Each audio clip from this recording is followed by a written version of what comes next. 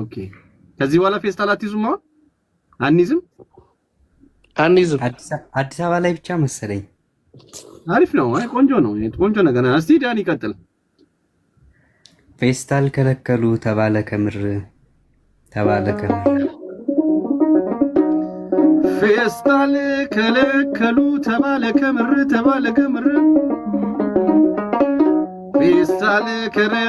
ፌስታል ከለከሉ ተባለ ከምር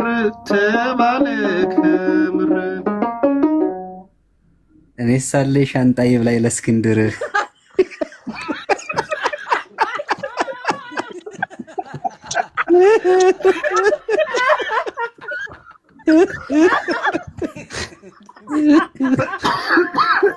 በላያም አለበት እኮ ይለኝ በላያም እኮ አለበት